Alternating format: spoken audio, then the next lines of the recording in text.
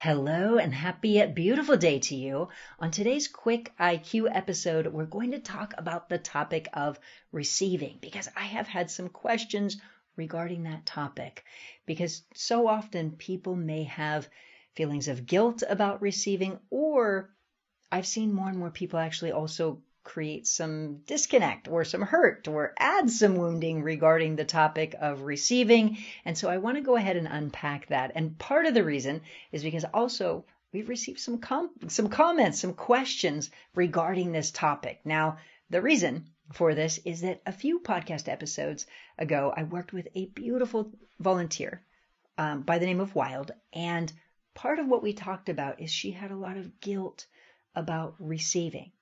And now, as some people heard that topic about the guilt about receiving, one of the things that I mentioned in that episode is I also said, the feeling of graciousness in receiving. Like when we receive from somebody, we can also create a graciousness, but also a reciprocity, where we can feel really grateful, but then also give and receive, and we create that flow. Now, the question that came in was this. Is that I've had a few people say that they learned through spirituality that if you feel a need for reciprocity, that it's actually telling the universe that you don't deserve.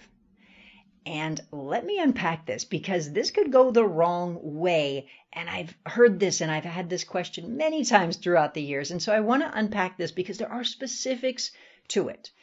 Now, let's say that you receive something and immediately feel the need to give it away. Let's say, for example, you receive a shirt you've wanted and then you immediately feel like, oh, you need to give that away. Or you receive money and you immediately feel like you need to give it away or get rid of it or whatnot. Or, oh, you got this money and you have to give it all away. That might be an issue with, of course, receiving and not feeling good about it, etc. So yes, that is important to not feel the need to reciprocate and suddenly give something away. Absolutely. However, there is also a magic in reciprocity, in giving and receiving and giving and receiving that actually creates more giving and receiving and more flow and more love and more sweetness. And it's this. It's that, let's say, for example, let's say you give somebody something and they're so grateful. They go, oh my gosh, I love this so much. And they also want to reciprocate in different ways where they want to do this or they want to do that for you. What can happen is that it creates a love fest, if you will. Then you receive and then give and then receive. So it creates a flow. And it's really beautiful. Now, what can happen is this, is I've seen some people who have started down the spiritual path. They've been on the spiritual path for years. And somewhere along the way, they've heard that if somebody gives them something, they need to just receive it without having any feelings of reciprocity. And what I would say is that can create a disconnect in the ebb and flow in giving. And this is what I mean, is that let's say you're giving to people, you're giving, and you have people in your life who are just always receiving, always receiving, always receiving, always receiving. It can start to feel like a one-way thing. And I know for me personally, I love to give. I love to give. And I know that if I have people that I love to give and they love to give and I love to give and they love to give and it just creates this love fest. We're like, oh, let me do this for you. And it's like, it is just so thoughtful and sweet that you don't really, you can just give and flow and it feels like you don't have to constantly, it just feels incredible. But with people who are just necessarily only want to receive and just take and just receive, then you want to give and and it feels like give,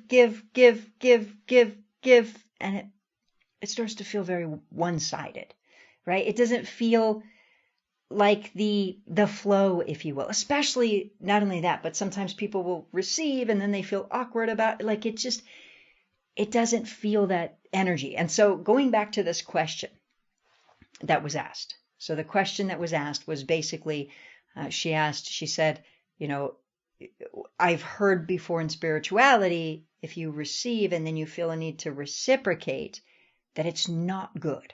And I would disagree with that. I would strongly disagree with that, that reciprocity can create a love fest. It can create a sweetness around giving and receiving that creates a community, a sweet, wonderful feel in your life.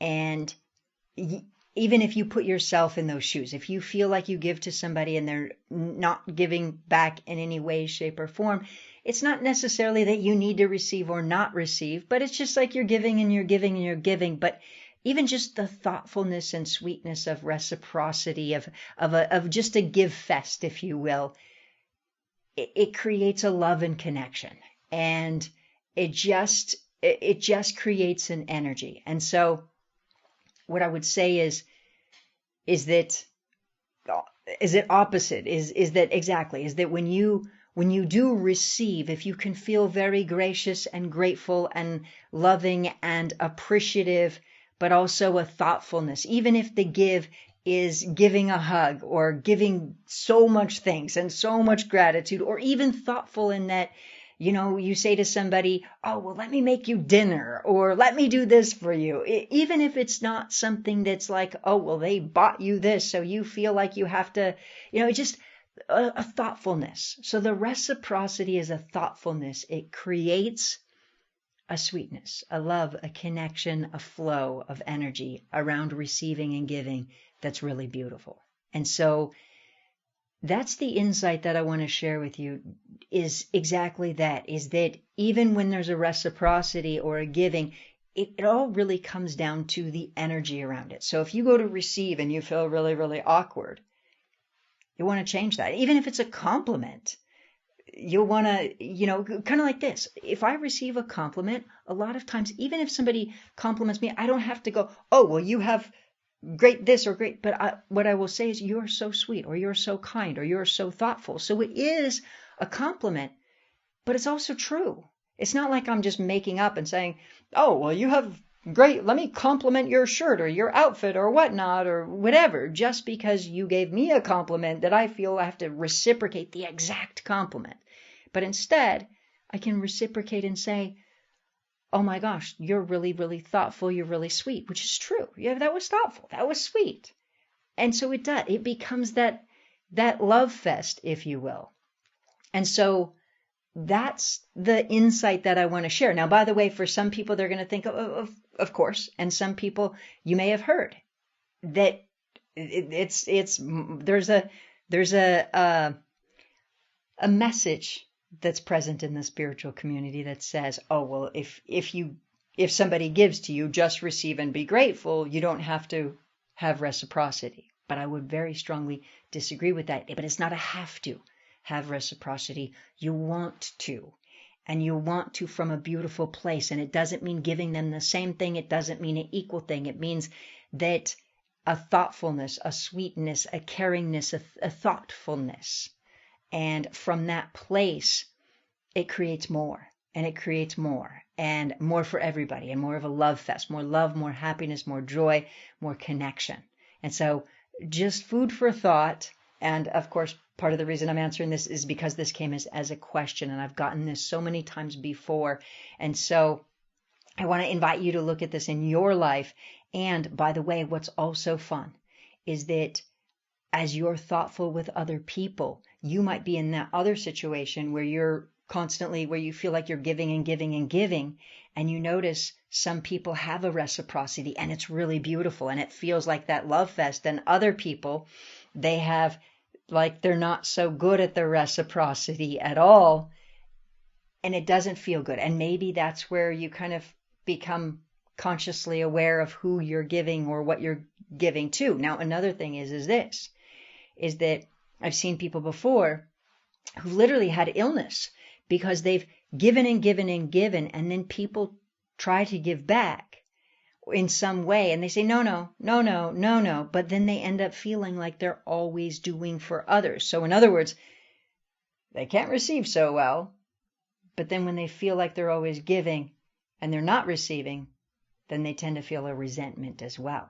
And I've seen people who this has affected their health, their life, their happiness, their love, their connection. So even if you're somebody who's giving and giving and giving, learning how to receive, it can create a sweetness. Again, even if it's receiving a hug or sweetness or a thoughtful reciprocity or a, hey, let me make you dinner or do this for you or that for you, the love and connection and sweetness that comes from it is really, really beautiful. And so I want to invite you to look at your relationships and see how that love fest fits into play, how the giving and the receiving and the flow and the reciprocity and the kindness, and how to create that or increase that in your relationships, because it's really sweet. So maybe you need to get better at receiving, because what happens is sometimes people go to maybe give you something, you're like, oh, no, I couldn't possibly take that. Oh, no.